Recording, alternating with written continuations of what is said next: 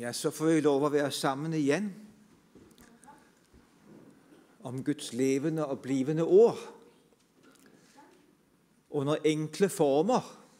Jeg synes, det er et fint bedehus, det jeg har her. Bestemt, men det er jo ikke nogen katedral. Men det skal man ikke tage fejl af. Man skal ikke tage fejl af det. For her samles vi om de vigtigste spørgsmål i livet. Og havde folk vidst her i Namsos, hvor vigtige disse spørgsmål er, så havde der ikke været plads her. Så havde der været trængsel. Så skulle vi have haft et stadion mindst. Hvis de havde vidst, hvad det betyder, de spørgsmål, vi tager op her, hvor vi samles om Guds ord i sandhed. Hvilke konsekvenser disse spørgsmål har, så har det folk stimlet sammen. Det er spørgsmål af uendelig betydning for dig og mig. Slik er det. Hvor er det et stort privilegium, vi får lov at være sammen om det. Det er kanskje ikke altid vi skjønner det. Hvilken nåde det er. Nådestund. Ja. Lad os bede om vi må utnytte den stunden. Ja, kjære Jesus. Du som kender os til bunds. Alle sammen. Du som har skabt os. Tak, at vi er skabt i dig, ved dig og til dig. For vi skal blive liksom dig, og være sammen med dig altid. Derfor eksisterer vi. Derfor lever vi. Tak, at det er din vilje med os. Tak, at du vil et med os og for os, at vi skal blive frelst for tid og evighed. Tak, at du vil dele din glæde med os. Du vil, at hvor du er, skal også vi være. Her vil du velsigne stunden, at det måtte tjene til det. At din vilje sker med os. Og med mange flere. Amen. Vi skal læse fra første brev til Korinterne, kapitel 1, og vers 18 til 31. Side 1302 i den udgaven, jeg har her. Første Korinterbrev, kapitel 1, fra vers 18. For ordet om korset er vel en dårskab for dem, som går fortabt. Men for os, som bliver frelst, er det en Guds kraft. For det står skrevet, jeg vil ødelægge de vises visdom, og de forstandiges forstand vil jeg gøre til intet. Hvor er en vismand? Hvor er en skriftlærd? Hvor er en forsker i denne verden? Har ikke Gud gjort verdens visdom til dårskab? For da verden ikke ved sin visdom kjente Gud i Guds visdom, fandt Gud for godt at frelse dem, som tror, ved forkyndelsens dårskab. For jøder kræver tegn, og græker søger visdom, men vi forkynder Kristus, korsfæstet, for jøder et anstøt, og for hedninger en dårskab. Men for dem, som er kaldt, både jøder og grækere, forkynder vi Kristus, Guds kraft og Guds visdom.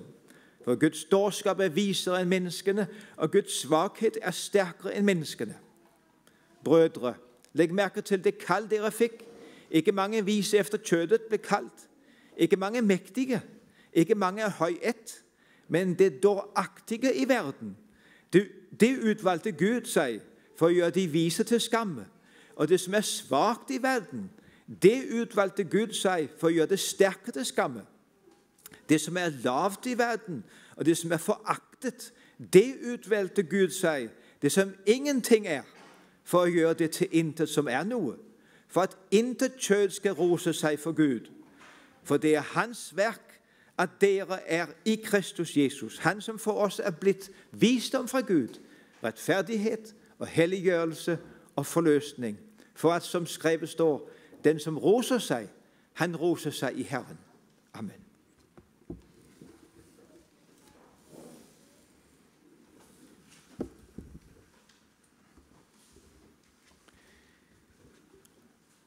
Hvad er ordet om korset? Jo, det er det, at Jesus døde for vores synder. At han bar vores synder op på korsets træ. Det er ordet om korset, kort fortalt. Hvad synes mennesker nu om dette budskapet? Ordet om korset, som også læste vi, er Guds visdom. Hvad synes mennesker om det? Ordet om korset. Ja, de synes ikke så godt om det, for at sige det mildt. Nu har jeg nogle eksempler her, jeg skal skåne jer for at læse mye av det, men en av de folk, som uttaler sig veldig stærkt imod, er englænderen Richard Dawkins, en af de førende ateister. Og det er forfærdelig læsning. Den slags organiseret løgn, skriver han i en bok. Så den er sikkert også kommet på norsk. Det er en bestseller, siges det. Og en amerikansk biskop, John Shelby Spong, han siger noget lignende. Og foragter ord om korset. Og vi har en religionslektor i Danmark, som er meget fremme for tiden, i medier og så videre, og han har udtalt, det er jo røverhistorier, som man siger på dansk. Det med Gud, der kom og skulle lide og dø. Foragtet. For hedninger er det netop en dårskap. Det er ikke noget nyt. Vi har et eksempel med Alexamenos. Vi ser lige på skærmen her et eksempel helt fra de første århundrer. Det er en tegning fra en katakombe. Og det er, Alexamenos var nok en slave. Og så er det en medslave, som skulle drive gøy med ham. Alexamenos. Så han tegnet sådan et kors. Og så ser man en figur med et æselhode. Og vi forstår jo hentydningen med det. Æselhode. Om ham, der red ind i Jerusalem palmesøndag på et æsel.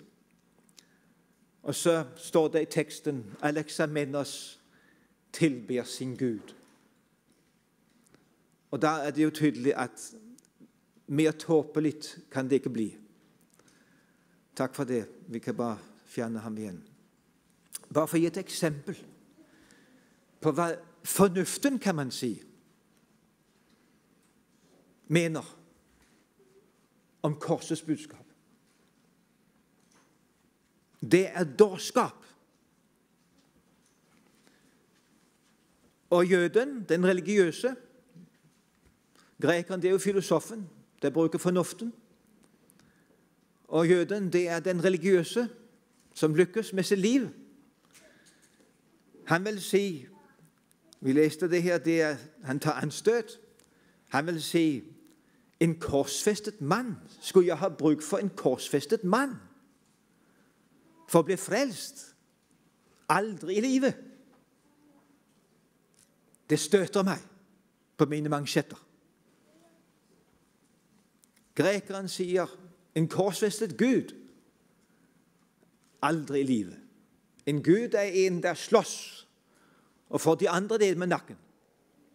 Ikke en Gud, som lader sig korsfæste. Hører ingen steder hjemme. Og den fromme. Jeg har ikke brug for det. En korsfæstet mand.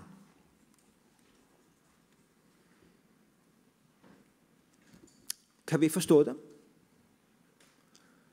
Forstår du dem? Sådan lidt? Eller meget? Jeg vet ikke, hvordan vi har det. Om vi forstår slaven, der skulle drive gøy med Alexamenos, eller for så vidt jøden. Men jeg må indrømme, at der er noe i mig, der ikke liker korset. Der er noe i mig, der ikke liker korset.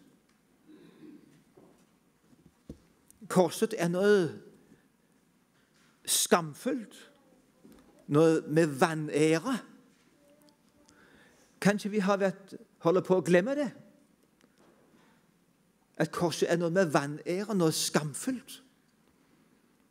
Men der står jo i Hebræerbrevet 12, at Jesus, han enset ikke vanæren. Skammen står der på dansk. Der er en vanære. Jeg vet at vi bruker jo korset som smykke. Det er pænt. Men korset var jo oprindelig. Og i den bibelske sammenhængen er korset jo ikke noget smykke. Og ikke noget pænt.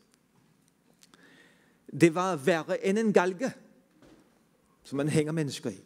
Det var værre end den elektriske stol. Jeg vet ikke om nogen vil gå med sådan en elektrisk stol i miniatyr om halsen. Det var forfærdeligt. Det værste henrettelsesinstrument, der har været udtænkt, hvor man henrettet opsættelige slaver, landsforrædere og sørøvere. Og der er en juridisk filosof i Rom, der levede omkring den tiden, Cicero, lidt før Kristus. Han skriver, at det er upassende overhovedet at bruge ordet kors for ordentlige folk. Det er for skamfullt. Og sådan er det i den bibelske sammenhæng. Det er forbandelsens tegn, korset. Og det var jo ikke slik, at Jesus hang fint der med lændeklæder og så videre. Der er det sandt som Andreas Fibiger, en gammel præst i København, der levde sidste århundrede og virkede vældig. Det er ham, der har skrevet boken Guds lam, som Carl Frederik Wisløff har anbefalt mye at læse i fastetiden. Han skriver, at alt for mye kirkekunst har gjort tingene for pæne. Jesus hang naken på korset. Romerne havde ikke omsorg for at klæde forbryterne på korset. Han hang til spot for al verden. Så det vi har at gøre med korset, det er virkelig noget forfærdeligt i fornuftens og den religiøse jødes øjne. Det er noget forfærdeligt.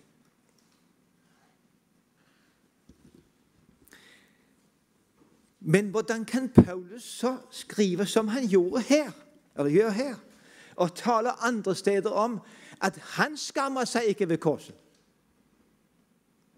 Han roser sig liksom af det. Han er stolt, står det på dansk.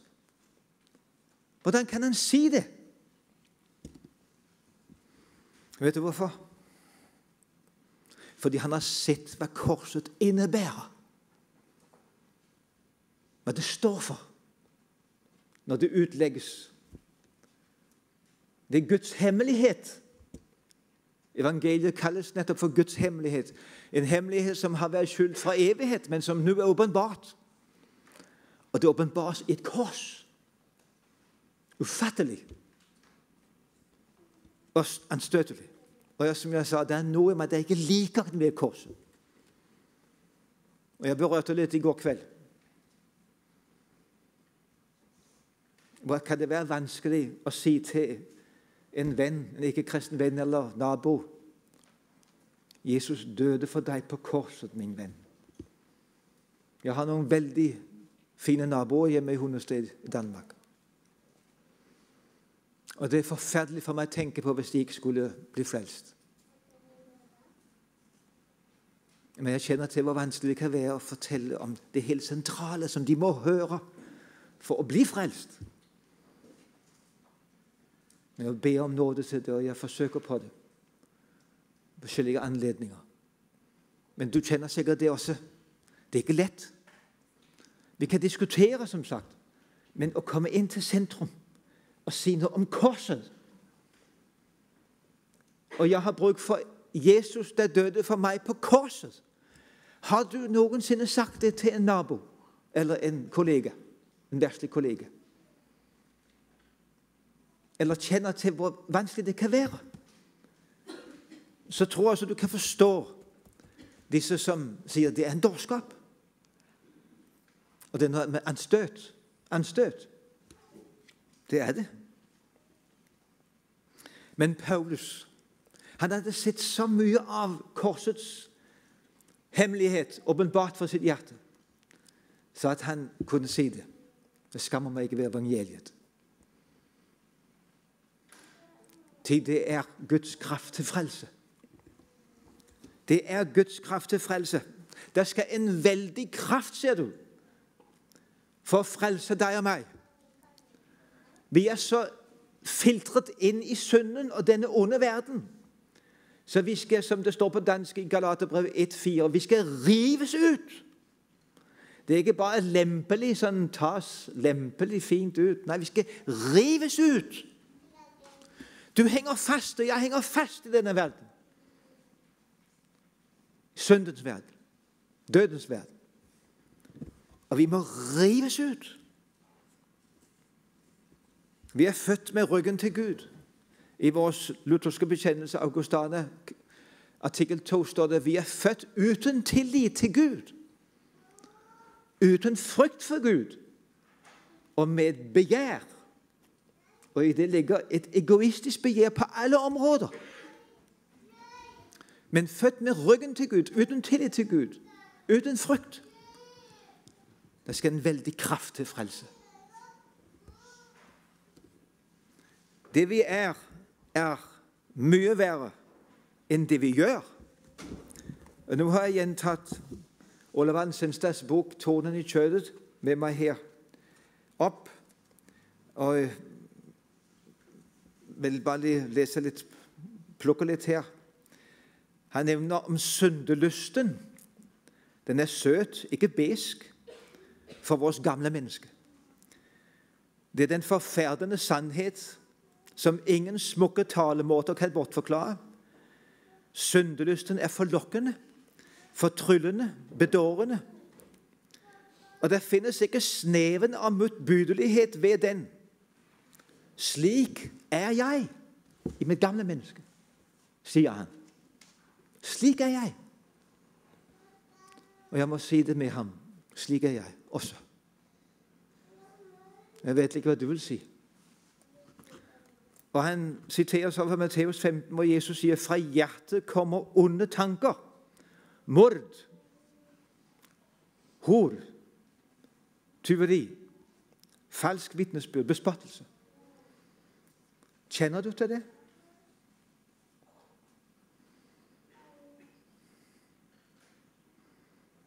Jeg kjenner til det.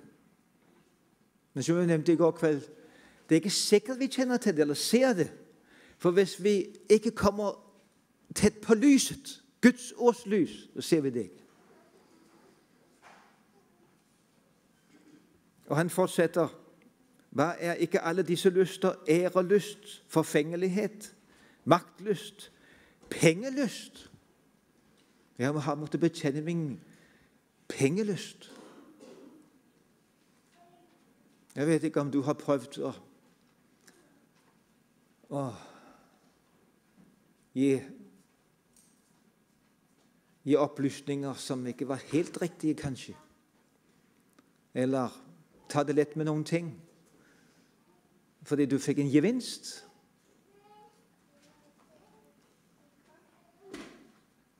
Hevnlyst. Vinnelyst. I Danmark er det veldig gang i lotto. Veldig gang i lotto. Og jeg har måttet si, min kone hun har kjøpt ganske få lotto, 10 kroner nå, men som jeg måtte si til henne en gang, og hun har stoppet med det for lenge siden, men som jeg måtte si, vi vinner ikke, Tove, fordi hvis vi ber med Agur i ordspråkenes bok, så vinner vi ikke, for han ber, gi meg hverken armod, fattigdom eller rikdom. Så vi vinner ikke. Når vi ber den bønnen, gi meg ikke armod, gi meg heller ikke rikdom. Jeg vet ikke om noen her ber sånn en bønn som Agur ber. Gud, gi meg ikke rikdom. Det er farlig. Eller lidenskaper fortsetter Olav Ansenstad som hat, retthaveri, hovmod, misunnelse, sjalusi, bitterhet. Slik er jeg, slutter han også der. Olav Ansenstad, han var en fin kar. Han var en dyktig teolog. Har skrevet mange oppbyggelige bøker som har hatt stor betydning i hele Norden. Tenk, han sier slik om seg selv.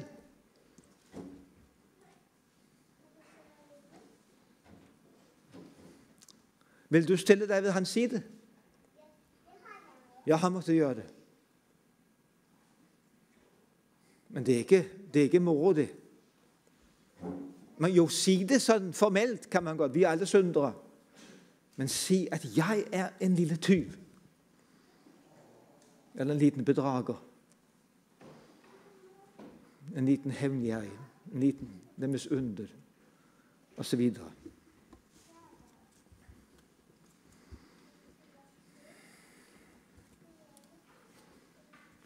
Men tenk, midt inn i denne situasjonen, der lyder ordet om korset. For den som sitter fast her, lyder ordet om korset. Om ham der døde for ugudelige. Ja, jeg har et lite hefte med meg også her på reisen. Jeg tar det nok med en kveld. Der står evangeliet for ugudelige. Det er skrevet av, det er utgitt på norsk, men jeg vet ikke om ham der har skrevet det var nordmann. Men det er lite hefte, men det er veldig godt, synes jeg. Det lå på et bord på Jylland, en plass hvor jeg var på leirsted. Og det var fritt tilgjengelig, man kunne bare ta det, men det var liksom om, det var ikke noe som folk syntes at de hadde lyst til å ta. Men jeg måtte si, det var noe for meg. Evangeliet for ugudelige. For det er jeg meg selv.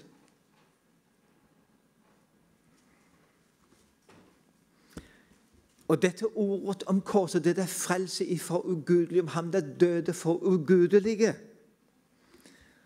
Og nå ble det lest fra 2. Korinterbrev, jeg har også fra 2. Korinterbrev her, kapittel 5, hvor det står, det er det siste verset. Ham som ikke visste av synd, har Gud gjort til synd for oss, for at vi i ham skal bli rettferdige for Gud. Ja, det har du kanskje lest mange ganger og hørt før. Ham som ikke visste av synd, har Gud gjort til synd for oss. Og det er fort lest, lett hørt. Men fatter du det? Kan du fatte hva det ligger i det? At den Jesus, som er den andre person i Gud, i den treenige Gud, som kom til denne jord, gikk rundt i Israel, på støvede stier. Gud, den allmektige, JHVH, det er Jesus fra Nazaret. Han gikk rundt der nede.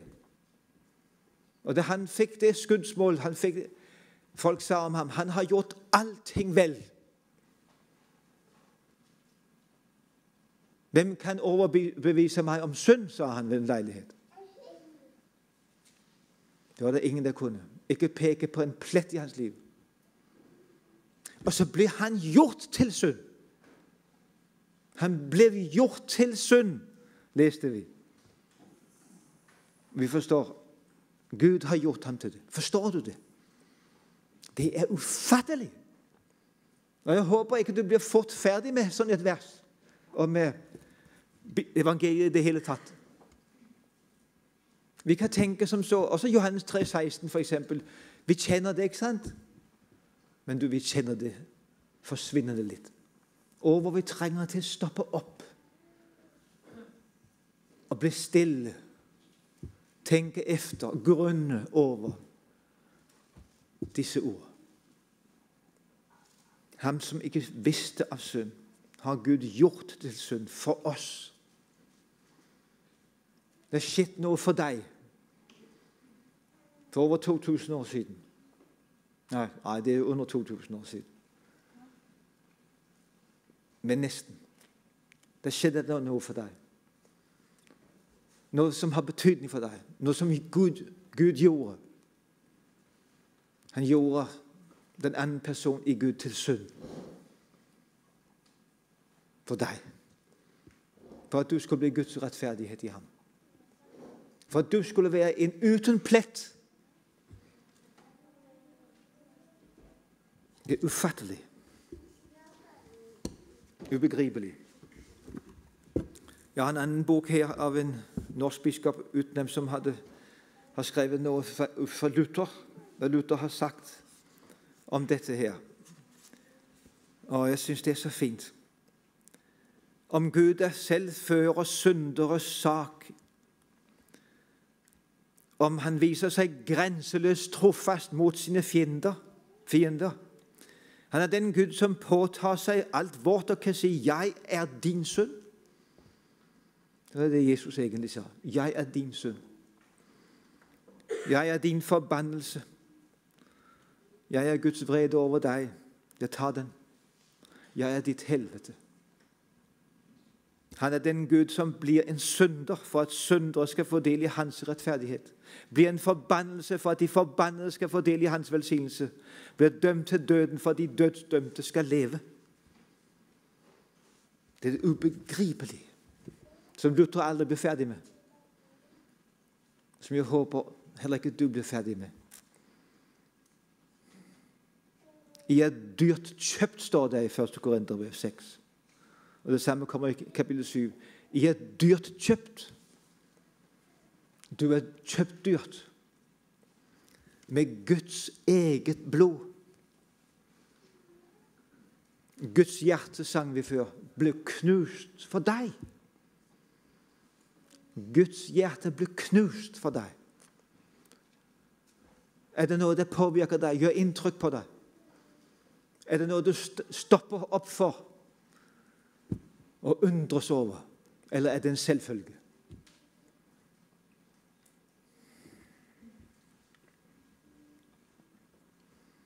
Den der dette budskap, den der hører dette budskapet og la det gjelde for seg, er frelst.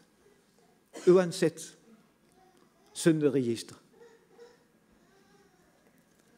Vi skal synge her etterpå, når jeg er ferdig, skal vi synge nettopp om røveren. Og jeg synes sangeren sier det fint der, hvordan, om jeg må liksom være liksom røveren, stå ved røverens side. Vi er i samme båt. Vi er i samme båt. Men Guds ord om korset er Guds kraft til å frelse også denne røver og enhver ugudelig. Og det er Guds visdom. Han har funnet en vei til frelse for oss. Ingen kunne ha uttenkt det. Ikke med et kors, forbannelsens tegn. Nei. Men han visste veien. Og så gikk han den selv. Korsets vei. Verdens visdom, det er talekunst. Det er filosofi. Guds visdom er korset. Hvorfor er det egentlig slik? Hvorfor er det sådan, som vi har lest det her, og som jeg nå har sagt noe om? Jo, leste vi i vers 21.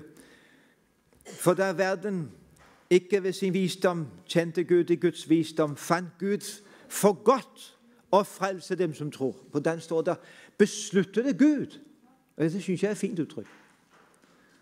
Det er ikke feil å si det var for godt. Han fant det for godt, for det ligger også beslutning der, men på dansk heter det, besluttede Gud.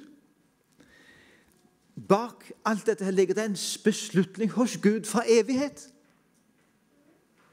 Gud har besluttet fra evighet at slik vil han frelse mennesker. Han vil ikke at de skal kunne bruke deres filosofi og tenkeevne til å nå frem til ham. Nei, for så hadde det vært stor forskjell på folk. Så var det noen her som hadde meget lettere for å bli frelst enn andre blant oss. Men det ville Gud ikke. Han ville at man skulle frelses ved å møte dette budskapet. Enkelt. Om ham der døde for oss. Og jeg har en søskenbarn som nå er omkring 40 år, godt 40 år. Han kan ikke se. Han er blind. Han kan ikke snakke. Og han går meget dårlig. Men det er en ting Kristian fatter har grepet. Det er det med Jesus.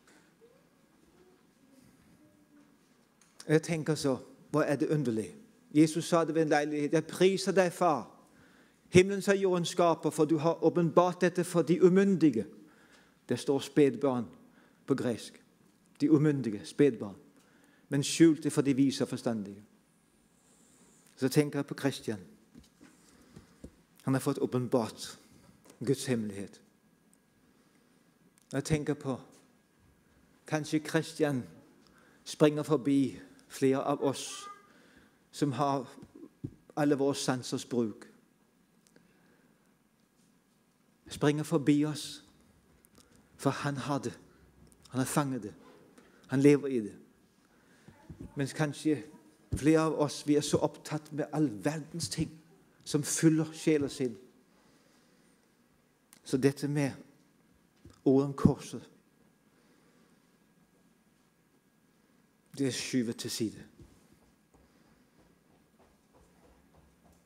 Det glider i bakgrunnen til fordel for så mye annet. Det er jo håp for den mest ringeaktede. Ja, leste vi, Gud har utvalgt det som ingenting er. Og jeg synes jo også Ole Vand Senstad har uttrykt det så fint en plass her, hvor han sier, ut fra det med å være ingenting, kan Herren bare ta seg av meg når jeg ingenting er eller har, så vil jeg med takk og glede heller være ingenting, så Herren kan bevise sin godhet og kraft på meg, enn jeg vil være noe i meg selv, så Herren ingen vei kommer med meg. Ja. Hvordan har du det? Vil du være noe? Ta det ut i verdens øyne, kanskje også i Guds øyne. Samler sammen med påfugle fjær.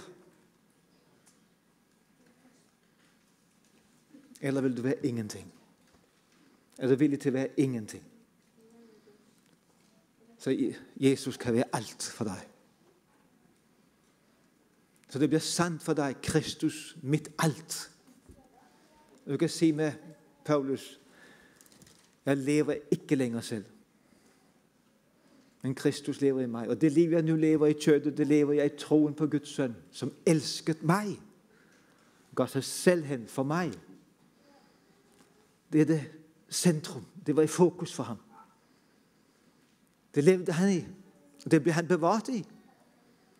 I denne undren. Han som elsket meg.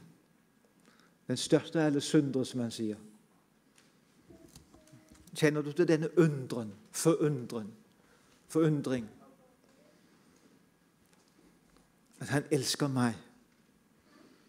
Jesus elsker meg.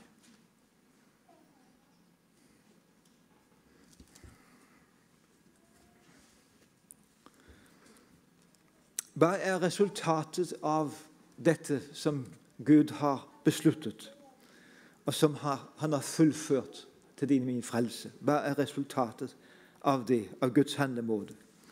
Jeg vil lese det på slutten der. For at ingen skal ha noe å rose seg av. Ingen skal ha noe å rose seg av. Den der skal rose seg, må rose seg i Herren.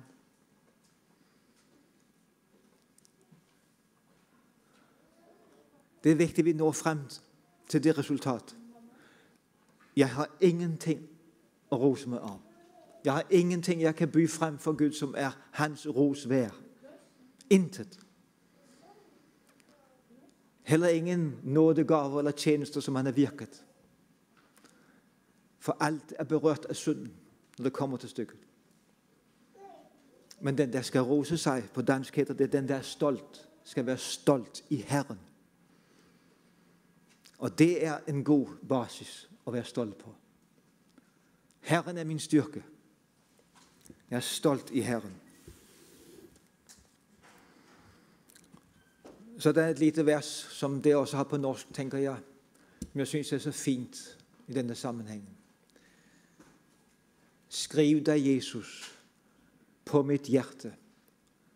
Du min konge og min Gud. At ei lyst, ei heller smerte, deg formår at slette ut. Denne innskrift på meg sett. Og så kommer det kolon. Denne innskrift på meg sett, på mitt hjerte, på mitt bryst, på min rygg.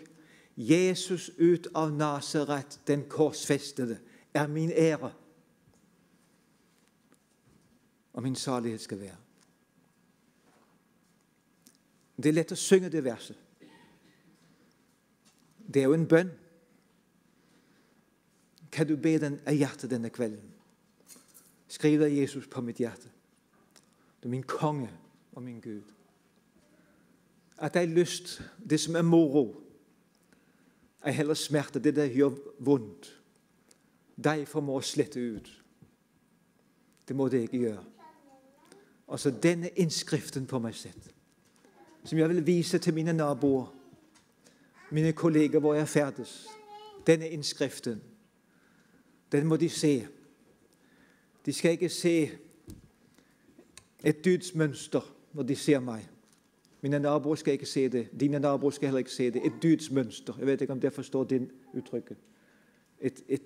En sånn ufattelig, unik person. De skal ikke se et dydsmønster. Vi skal afspeile Kristus. Og de skulle gjerne se dette. Den korsfæstede er min ære. Det er derfor jeg har frimodighet. Det er derfor jeg kan leve. Derfor jeg har energi. Derfor jeg kan juble. For Jesus Kristus, den korsfæstede, er min ære. Og min salighed skal være. Skal vi be om, at det må være slik. Og det er det, vi vil vise frem. Jesus, den korsfæstede. Og det ber vi deg om, kjære Jesus. Det må være slik vi har det. Alle sammen. Ikke at vi har et eller annet i vårt eget som vi roser oss av og er stolt av. Hverken overfor Gud eller mennesker. Men Herre, at det er deg. Det er deg vi ønsker å opphøye og gjøre kjent. Det er deg vi ønsker å leve for. Du som er vår salighet. Herre Jesus, vi ber om våre naboer, kolleger må se det. Jeg ber om det for mitt eget vedkommende. Vi må se deg. Jeg må avspeile noe av deg, Jesus, og din herlighet. Du som ikke kjente til synd, det ble gjort til synd for meg, for den enkelte av oss, og for alle mennesker. Herre, velsign oss til å bære sant vitnesbyrd om deg. Bære sanne vitner om deg. Amen.